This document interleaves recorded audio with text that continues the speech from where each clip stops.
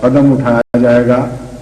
اور جو لوگ اس میں حصہ لیں گے ان کے بھی نام اللہ کے رجسٹر میں ہمیشہ زندہ رہیں گے۔ نسل بعد نسل اس دفتر کو ہم نے بہرحال زندہ رکھنا ہے، اور یہ دفتر ویسے بھی بہت ہی عظیم الشان معززین کا دفتر ہے۔ اس میں صحابہ کرام شامل ہیں، اس میں احمدیت کے نام پر حضرت مسیح موعود علیہ الصلوۃ والسلام کا پیغام سننے کے بعد شامل ہو کر قربانیاں دینے والے بکثرت لوگ شامل ہیں، اور پھر تابعین بھی اول نسل کے شامل ہیں۔ اس لیے یہ جماعت کا خلاصہ ہے دفتر، اور میں امید رکھتا ہوں کہ آپ کے ملک میں بھی اگر کسی کے علم میں ہو کہ ان کے ماں باپ تحریک میں حصہ لیتے تھے تو ضرور کوشش کریں کہ ان کے نام کو زندہ رکھیں۔ جو اطلاعیں ملی ہیں غالباً 1600 ایسے کھاتے تھے جن کو آپ ڈیڈ کھاتا کہتے ہیں، مرا ہوا کھاتا، اور چونکہ ان لوگوں کی قربانیاں خدا کی نظر میں زندہ رہنے کے قابل تھیں، اس لیے اللہ تعالیٰ نے میرے دل میں تحریک ڈالی، اور جب میں نے تحریک کی تو 1600 کھاتے سے کچھ زائد اللہ تعالیٰ کے فضل سے اب زندہ ہو چکے ہیں، اور ان کے ورثاء نے بڑی محبت اور عشق کے اظہار کے طور پر قربانیاں پیش کی ہیں، اور سارے بقائے پورے کر دیے ہیں، اور اب سے وہ آئندہ عہد کر چکے ہیں کہ ہم ان کو جاری رکھیں، اور ہمارے بعد وہ دعا کرتے ہیں کہ ہماری نسلیں بھی انشاءاللہ اس کو جاری رکھیں گی۔ لیکن بہت سے نام ایسے ابھی باقی ہیں جن کے متعلق تحریک جدید کے پاس ریکارڈ نہیں ہے کہ ان کے بچے کہاں گئے ہیں، اور باوجود اس کے کہ جماعتوں کو سرکولر دیا گیا تھا، لیکن عموماً یہ ہوتا ہے کہ سرکولر امیر مربی تک پہنچتا ہے، پھر بعض کارکنان تک پہنچ جاتا ہے، اور رفتہ رفتہ اس کے اندر کمزوری آنی شروع ہو جاتی ہے، اور یہ محنت نہیں اٹھائی جاتی کہ ساری جماعت تک ایک ایک فرد تک پیغام پہنچ جائے اور پھر یاد دہانی کروائی جائے۔ اس لیے اس خطبے میں خود یاد دہانی کراتا ہوں، کیونکہ اب تو کیسٹ کے ذریعے ساری دنیا میں پیغام پہنچ رہا ہوتا ہے، اس لیے جس احمدی کے کانوں تک یہ آواز پہنچے وہ تلاش کرے خود کہ میرے والدین یا میرے دادا پردادا نے یا بعض اور بزرگوں نے حصہ لیا تھا کہ نہیں تحریک جدید میں، اور اگر لیا تھا تو پھر اسے وہ زندہ کرنے کی کوشش کرے۔ اگر کوئی ایسے بزرگ ہوں جن کی اولاد نہ ہو، لاوارث مر چکے ہوں، خدا نخواستہ ایسے بھی ہوتے ہیں بہرحال، تو میری تحریک جدید سے یہ گزارش ہے کہ ان کے نام میرے سپرد کریں۔ میری خواہش ہے میں ان کی طرف سے بھی چندہ دوں، اور آئندہ بھی میری اولاد کی جو بھی شکل ہو ان کو بھی نصیحت کروں کہ اللہ تعالیٰ ان کے نام زندہ رکھنے کی ہمیں توفیق عطا فرمائے۔ ایک حصہ تحریک جدید کا اعمال کی دنیا سے تعلق رکھتا ہے، اس کے متعلق میں چند باتیں بعد میں بیان کروں گا۔ اس سے پہلے کہ میں وہ شروع کروں، تحریک جدید کے بیرونی حصے سے متعلق کچھ اعداد و شمار آپ کے سامنے رکھنا چاہتا ہوں۔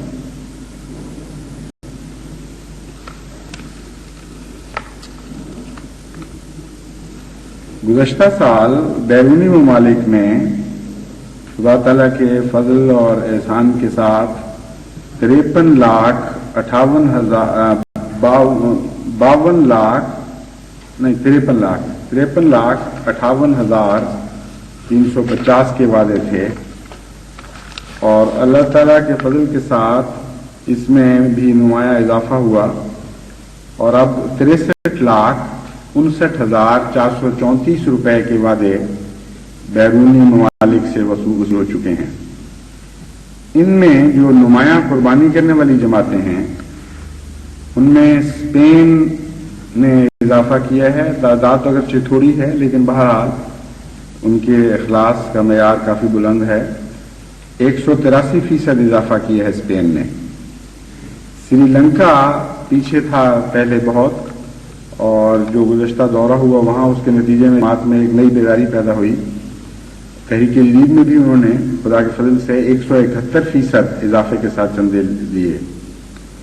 سیرا لیون میں 125% اضافہ، سنگاپور میں 100%، برما میں 75%، سوئٹزرلینڈ میں 68%، گیمبیا میں 64%، لائبیریا میں 63%، گیانا میں 38%، آئری کوسٹ میں 31%، یوگینڈا میں 35%، غانا میں 30%، ناروے میں 28%، اور ٹرینیڈاڈ میں 25%، اور شرق اوسط میں 58% اضافہ ہوا ہے. الحمدللہ، اللہ تعالیٰ ان کو بہترین جزا عطا فرمائے. باقی جو ممالک ہیں جن میں معمولی اضافہ ہے نسبتاً، ان کی لسٹ پڑھنے کی ضرورت نہیں ہے، لیکن کچھ ممالک ایسے ہیں جو پیچھے بھی ہٹے ہیں، اور میرا یہ خیال ہے کہ اس میں انتظامی دقت ہے، یعنی انتظامی کمزوری ہے،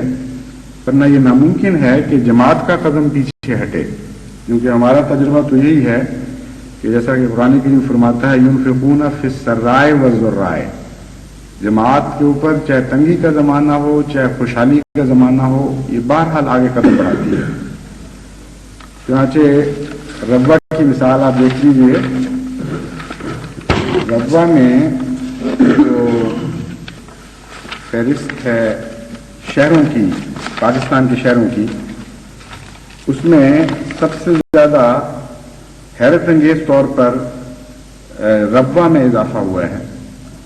حالانکہ ربوہ میں نسبتاً غرباء کی تعداد بہت زیادہ ہے، اور ایک بہت بڑی تعداد تو ایسی ہے جن کو اگر سلسلہ گندم اور ضروریات مہیا نہ کرے تو ان کے لیے رہن سہن مشکل ہو جائے، بہت ہی تکلیف کے حالات پیدا ہوں. اور واقفین ہیں بہت سے، اسی طرح مختلف مسائب کے مارے ہوئے پناہ لیے باہر سے یہاں آ جاتے ہیں. تو عمومی معیار اللہ تعالیٰ اس کو بلند فرمائے، فی الحال یہ بہت کم معیار ہے. لیکن گزشتہ 3 سال کے اندر ربوہ نے اخلاص میں جو ترقی کی ہے وہ اس سے ظاہر ہوتی ہے کہ 38ویں سال میں 2 لاکھ ان کا وعدہ تھا، اور اس سے آئندہ سال 3,69,000 کا ہوا، اور ان سال جو گزرا ہے خدا کے فضل سے 4 لاکھ سے کچھ اوپر وعدہ ہو چکا ہے. اور یہ وصولی ساتھ نہیں دی ہوئی، ہاں یہ وصولی ہے، معاف کرنا، یہ وعدے نہیں ہے، وصولی ہے. یعنی ربوہ کے 3 سال پہلے، یعنی آج سے 3 سال پہلے جو وصولی تھی وہ 2,09,000 تھی،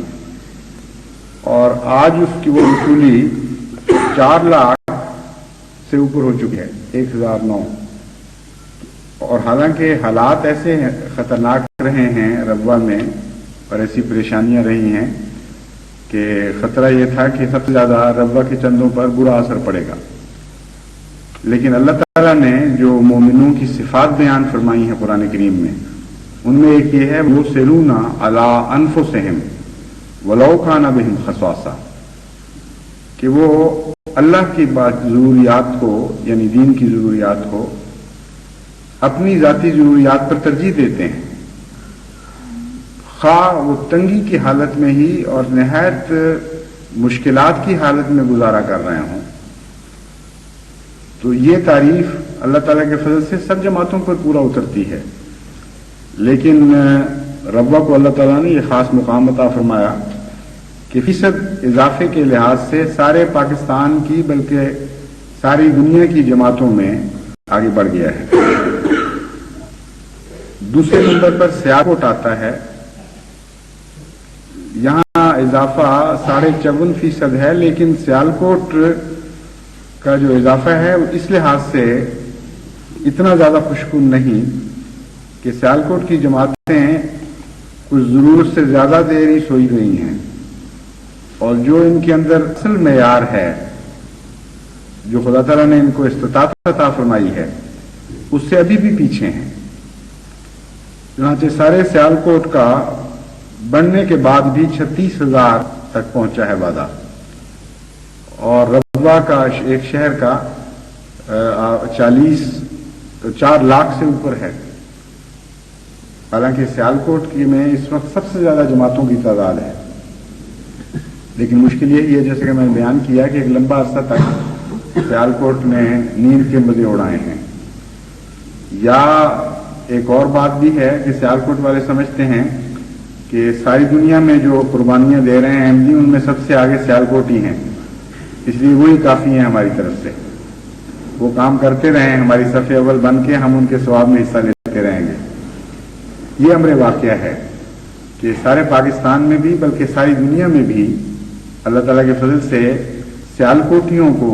غیر معمولی طور پر جماعتی خدمات کی توفیق ملی ہے اور مل رہی ہے. تو یہ میں اس لیے کہہ رہا ہوں کہ آپ سیالکوٹ بیچارے کو بالکل ہی نکما نہ سمجھ لیں، اس میں بھی جان ہے خدا کے فضل سے، لیکن باہر جا کے زیادہ جان پڑتی ہے، سیالکوٹ میں رہ کے کم پڑتی ہے. باہر کے سیالکوٹیوں کو یہ چاہیے کہ کچھ ان کی طرف فکر کریں، اپنے عزیزوں کو لکھیں، ان کو کہیں کہ حضرت مسیح موعود علیہ الصلوۃ والسلام نے